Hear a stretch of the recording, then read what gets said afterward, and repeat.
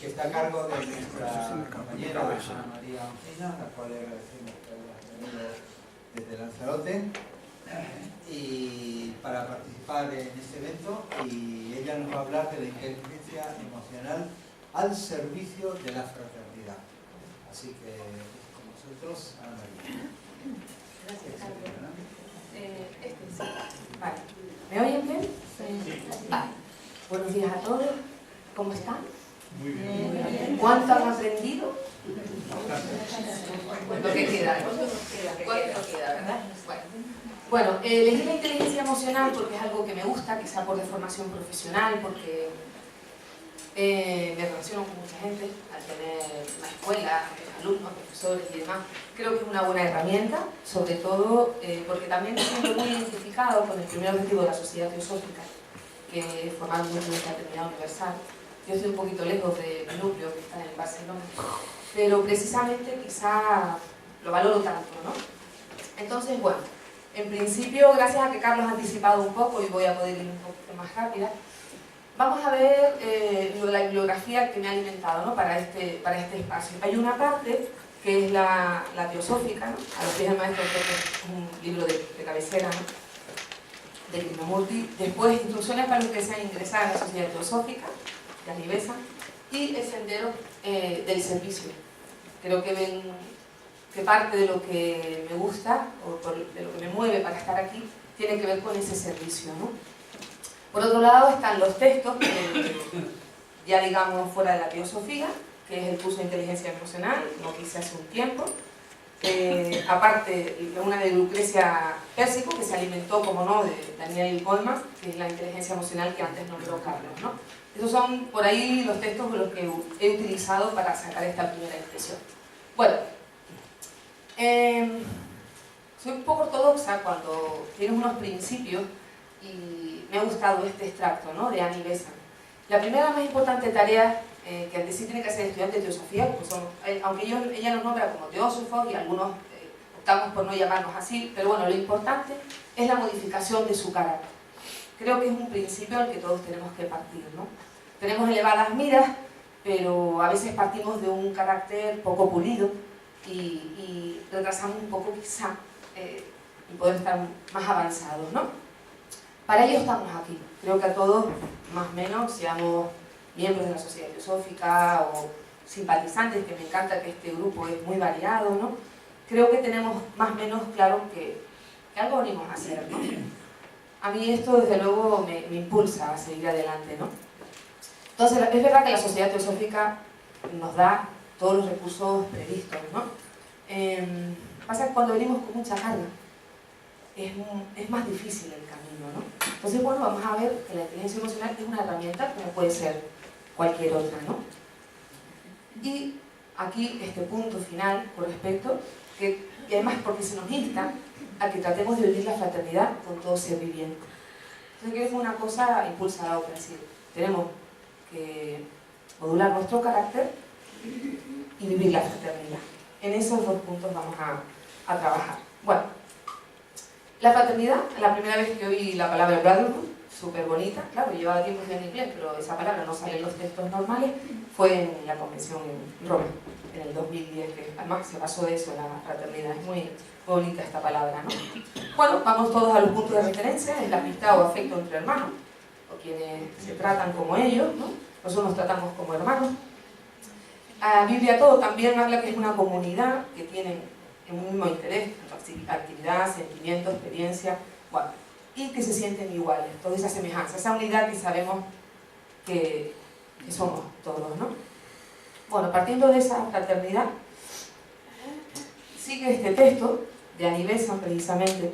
Su lazo de unión no es la profesión de un credo, en este caso, en el nuestro, no en la teosofía, sino la investigación y la aspiración por una verdad, por la verdad que estuvimos hablando estos días, ¿no? Esa verdad común, ¿no? Se puede buscar en todo, en el estudio, en la reflexión, en la pureza de vida, en la devoción, en los ideales elevados, ¿no? Entonces, esas creencias deben ser el resultado del estudio y de la intuición individual. ¿Qué ocurre? Que a veces ya tenemos una herencia, unas creencias heredadas, de ahí a que tengamos que trabajar sobre ellas. a lo largo de todo nuestro estudio podemos ir cambiando esas creencias, obviamente, así sucede. Pero bueno, la idea es también trabajar sobre esas que nos cuestan más trabajo, ¿no? Saber teosofía no ser teósofo, entonces vivir la teosofía en sí es ser, ¿vale? Es cuestión de ser. Eso nos dice mucho la sociedad teosófica, es decir, hay que ser. Y entre ellos tiene que ver con lo que seamos, de dónde partimos, para poder expresarnos. Bien. Vamos a hablar de la inteligencia, ya hemos visto diferentes referencias. Yo he tomado dos, que es la capacidad mental de una persona, y por otro, es la que se habla en conjunto. Es la capacidad, en general, la que tiene un individuo para actuar, pensar y relacionarse. Relacionarse de forma efectiva, y es la parte que me interesa con respecto a la fraternidad, ¿vale? Y relacionarnos de forma efectiva. Y sobre todo porque, ¿cuántas veces llegamos a la rama y preguntamos al otro cómo está? ¿Vale? Cuando se acerca una persona curiosa a la sociedad teosófica, ¿cuántas veces nos preocupamos? ¿Cómo están? ¿Qué les mueve traer aquí? Y demás, ¿no? El que nosotros podamos tener esa habilidad de comunicarnos nos puede acercar un poco más al tema hermano, ¿no? Bueno, las características, aquí viene una mala noticia, es flexible, porque hay gente que dice, no, yo que no soy muy inteligente, entonces no puedo llegar a más, pero aquí nos dice que sí, que es flexible, o sea que puede ir adaptándose. Es evolutiva, es decir, no es la misma inteligencia que tenemos de pequeños que tenemos de mayor. Lo vimos antes en el experimento de Carlos, que el niño pequeño no llegaba a tener, y el niño más adulto pues sí tuvo el recurso del agua, ¿no? Y es la parte que, por ejemplo, comentó también Isaac, hereditaria, puede ser hereditaria o ambientalista, ¿no? Es decir, del entorno, pero también ahí puede estar la parte kármica, ¿no? Que viene de atrás, ¿no? Claro, en la parte de inteligencia emocional no va a entrar tan profundamente en las cuestiones kármicas como trabajamos nosotros allí. Pero bueno, en resumen, nosotros, nuestra inteligencia, somos lo innato, lo heredado, las aptitudes y lo que adquirimos, o sea que nos podemos entrenar para desarrollar esa inteligencia. Pues tenemos un entrenador personal, quizá algunos, pero bueno.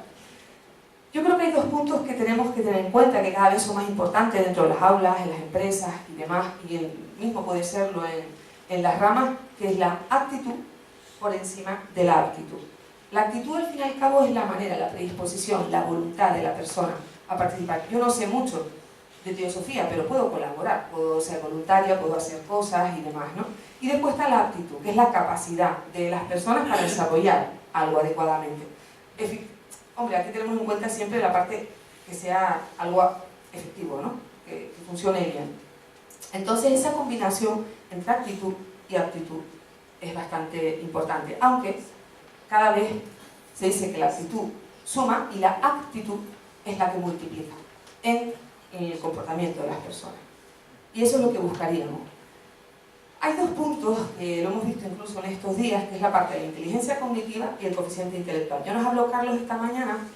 Bueno, inteligencia cognitiva era lo que realmente se tenía en cuenta a principios del siglo pasado, porque entendía que era lo importante a tener en cuenta en cada uno de nosotros. Es decir, la inteligencia cognitiva se medía lo que era la experiencia y conocimiento. De esa manera se ve como que cada persona tiene como si fuera una especie de armario y dependiendo cómo asimila y cómo acomoda las cosas, es su armario. Vamos a asimilarlo a una cuestión así.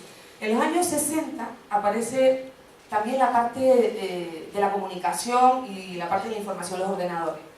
Aquí se llega al momento de pensar que el hombre es constructor activo de su experiencia. Es decir, de alguna manera se entendía que ya venían con unas capacidades que estaban ya instauradas en la persona, pero de repente se dice que no, que cada uno puede, es el resultado de lo que haga con su propia experiencia. Es decir, nos está dando la responsabilidad de que nosotros construimos nuestro destino, que hasta ahora quizás no se había barajado tanto. Por ejemplo, vamos a ver una experiencia.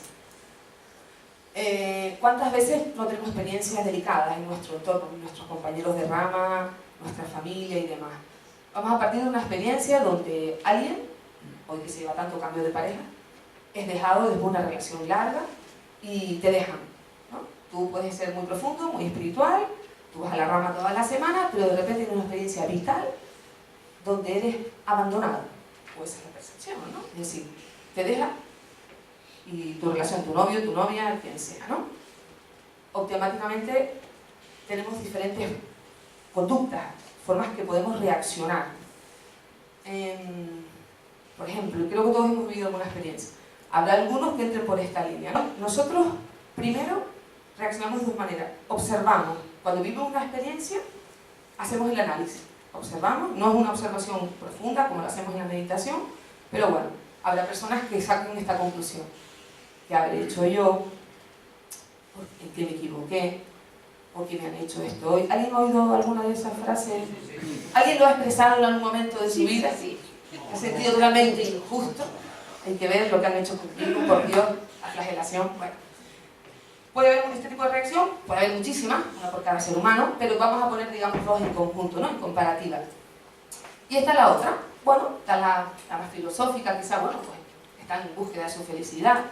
Pues la verdad es que la cosa tampoco iba tan mal, o sea, no iba tan bien, es normal. Oye, pues mira, se acabó esta etapa, gracias por haberlo tenido. ¿Quién suele reaccionar en esta última parte?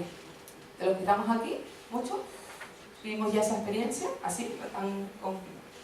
A veces fácil, otras veces no. Entonces, vamos a ver que hay diferentes posibilidades. Eso es cuando observamos, ¿no? Pero después, también está el proceso. A ver cómo procesamos nosotros esa experiencia vital que hemos tenido. Aquí se trata de la aceptación. No sé si será fácil, cada uno tiene su tiempo. Pero vamos a pensar. Estas generalidades las hemos ido hablando. Ya está, todos los hombres o todas las mujeres son iguales, ya no quiero abrirme a nadie más, ahora estoy cerrada. Todo eso son experiencias vitales que, desde el punto de vista que estamos profundos, estudiando y demás, nos parece que es demasiado básico, pero al final es nuestra experiencia vital y es donde tenemos que estar, o podríamos estar, ¿no? Y hay otras formas de reaccionar. Ahora tenemos más experiencia en el amor, pues la persona lo hará mejor, estaré más atenta. En mi pueblo se dice mucho, hay más pescado en esta marea, ¿sabes? Si puede buscar otra cosa. Son un pueblo malo, habrá persona mejor. Hoy tendremos, bueno, eso lo he dicho yo también, ¿eh? Ahora tengo más tiempo para estudiar. Ya no tengo novio, no tengo tiempo. Porque el novio quita un montón de tiempo, pero sepa.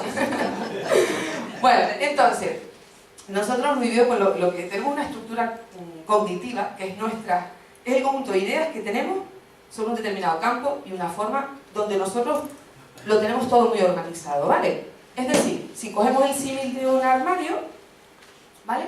Uno tiene diferentes tipos de ropa y lo puede organizar de forma distinta. Es decir, nuestra ropa se puede organizar pues, por ropa deportiva por un lado, ropa de trabajo por otro, o los pantalones por un lado, las camisas por otro. Es decir, la estructura cognitiva es ese armario que nosotros tenemos que colocamos nuestra ropita ahí. Ahora vamos a ver qué hacemos con esa ropa. Nuestra experiencia vital se va a convertir en recibir una información externa, una experiencia, procesarla, en la parte que la aceptamos o no, ojo, que ya vimos antes, diferentes formas de aceptar, pero aquí hay una cosa muy terrible que es la memoria, que es la que guardamos y la vamos a usar a corto o largo plazo. De modo que, siguiendo el símil del armario, tenemos la ropa, la que nos regalan, la que tenemos, la metemos dentro de nuestro ropero y la dejamos ahí para cuando tengamos que usarla. Ahí está. Entonces, cuando realmente tengamos que manifestar la inteligencia que tenemos, entonces sería como cuando nos vamos a vestir, vamos a recurrir a ese ropero y a ver cómo están las cosas acomodadas, ¿vale? Según cómo estén acomodados, tendré la facilidad de encontrar la respuesta adecuada.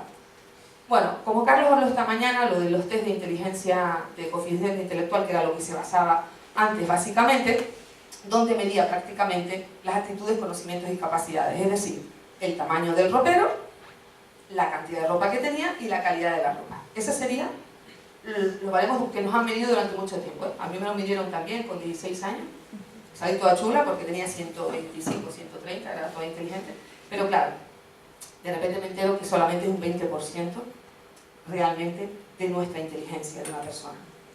O sea que esa cantidad de inteligencia que yo tenía se quedó bastante reducida y este 80% es el resto de la inteligencia que Carlos nos explicó esta mañana. Hay bastante variedad. De todo lo que habló Carlos, me voy a quedar con un par de ellas, ¿no? Sobre todo dice que es lo que determina que la inteligencia o nosotros podamos tener éxito. Tener éxito, ya saben que es entre comillas, depende de lo que es éxito para cada uno de nosotros, ¿no? Pero realmente va a depender ese 80% de algo más que el intelecto. Bueno, hay dos cositas que son interesantes en saber lo que es inteligente y ser listo. Si lo hemos comentado. El inteligente es aquella persona con ese coeficiente intelectual que tiene un montón de capacidades mentales, y el listo es aquella persona que, teniendo menos capacidades, tiene más recursos para aprovechar y resolver problemas de forma eficaz. O sea que hasta la fecha el tema de la inteligencia ha sido muy importante, pero al fin y al cabo el ser listo tampoco está de más. Así que siempre nos hemos comparado. El ser listo es una persona con recursos, y es lo que podemos optimizar nosotros también aquí. Habremos algunos de nosotros que no tengamos mucha memoria, que no seamos tan eruditos, tan intelectuales. En mi caso, por ejemplo, a lo mejor tienes otros recursos que pueden ser útiles. Entonces, estemos para lo que podamos ser más útiles, ¿no? Obviamente, como hablamos también estos días, la inteligencia es importante que esté equilibrada a nivel psicológico, ¿no? Porque al fin y al cabo, el tener mucha capacidad, si no hay equilibrio afectivo, de ahí pueden salir muchos holocaustos. Se ha puesto al servicio de la inteligencia mucha maldad. Entonces, para realmente estar en buen servicio, tenemos que ponerlo al servicio de la luz, si pudiera ser, ¿no? Bueno, como Carlos nos ha estado hablando de la inteligencia múltiple de Howard Gardner, yo me voy a quedar con dos de las que él habló, ¿no? Que son la inteligencia interpersonal y la intrapersonal. Supuestamente, estas dos inteligencias, la habilidad de relacionarte con otros y la habilidad de relacionarte contigo mismo, es lo que confluye en lo que conocemos hoy por inteligencia emocional. Que Carlos, como nos ha adelantado un poco, a mí me viene muy bien. Yo parto de la base de Peter Salovey y John Mayer, que fueron los precursores en el 95, aparte del 90 que tú comentaste, que fueron la inspiración de Daniel. Daniel Goleman fue a investigar todo esto y claro, ellos habían sido los que lo habían desarrollado mejor, pero se ve que él tuvo mejor forma de expresión, tuvo una investigación profunda y su forma de expresar hizo llegar mucho más a la población, que lo que importa al fin y al cabo que nos las dio a conocer y entendamos un poco más de nosotros, ¿no? Se corresponde como la IE. Y hay dos, digamos, como dos explicaciones de lo que es la inteligencia. Es la capacidad de aplicar la conciencia y la sensibilidad para conseguir distinguir los sentimientos que se expresan en la comunicación con el otro, la interpersonal, buscando resistencia frente a reacciones irreflexivas, es decir, esa modulación que hablaba Carlos, y actuando siempre, buscando la sinceridad, la cooperación y la empatía. Al fin y al cabo creo que hemos reflejado el interés teosófico también por la fraternidad, ¿no? Porque nuestra cuestión es trabajar juntos, trabajar de forma honesta y demás, ¿no? Y esta otra expresión que es más concreta, ¿no? Que también la da Daniel Goleman, a mí me gusta oírla, que es sentir, entender. Ellos utilizan mucho la palabra controlar, pero a mí no me gusta. Me gusta más gestionar, ¿vale? Gestionar y modificar los estados emocionales propios y ajenos. Se trata de dirigir y equilibrar emociones, no manipular, dirigir. Y eso para los responsables de rama, responsables de grupo y demás es muy importante desarrollar esa habilidad. Lo de sentir es fundamental. Comprender, el entender al otro es crucial, ¿no? Pero que podamos modificar los estados ajenos, creo que está inmerso en la mayoría de los textos teosóficos de ayudar al otro, ¿no? El poder ayudar, estar en el servicio, ¿no? Bueno, como tenemos dos mentes que antes hablamos, la emocional, que es la que nos mueve en este caso, ¿no? Es la automática, la rápida, la irracional, la que da una sensación de certeza. Es muy importante pues la adaptativa, es decir, yo oigo un ruido por la noche y es la que me pone en tensión, me levanta, me mueve. Dicen que es parte de la parte inconsciente y produce una primera emoción. Estado de alerta. También hemos visto muchas veces cuando una casa se está quemando y llega el padre y la madre, hay un hijo dentro y se mete al fuego sin pensar nada, da igual lo que sea. Esa es nuestra primera reacción, a veces para otro y otras veces para nosotros, un instinto de protección, ¿no? Esta es la que nos salva. Y la mente racional, como no, esta es un poco más lenta, va siempre en segundo lugar, es la parte racional.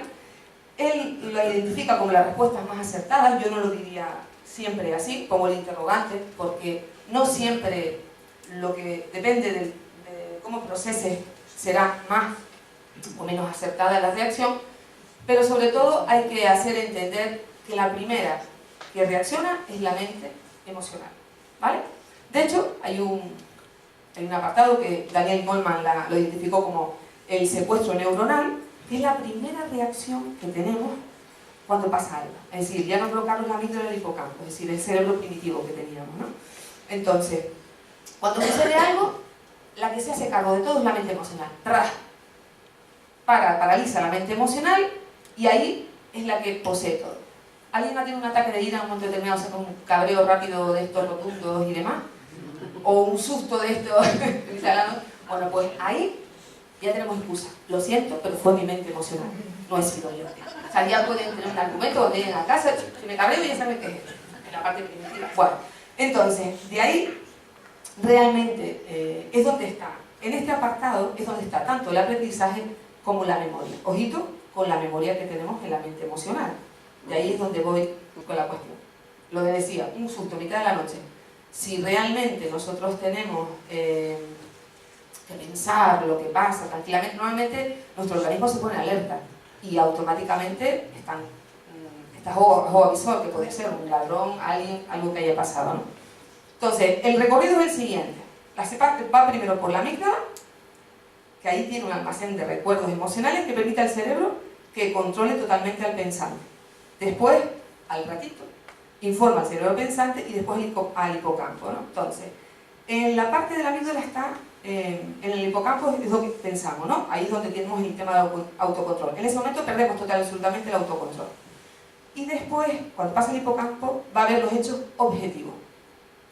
¿Qué pasa si una experiencia se asemeja a otra? Si yo tengo en la memoria una experiencia anterior de dolor, porque normalmente hay una memoria emocional. La memoria emocional guarda lo bueno, lo menos bueno. Si yo de repente tengo una experiencia parecida a una que tuve anterior, ¿qué es lo que va a pasar en nuestro interior? Vamos a tirar de la memoria emocional que tengamos y vamos a traer el pasado al presente. Y vamos a reaccionar como si fuera la experiencia anterior. Si a mí ya me dejaron una vez, ¿vale? Porque tuve una incidencia, y resulta que vuelvo a tener otra relación, puedo tener más a flor de piel ese dolor que he tenido anteriormente. Y entonces conecto con ese pasado. Ojito lo que guardamos en la memoria. De ahí es que tengamos que trabajar un poco.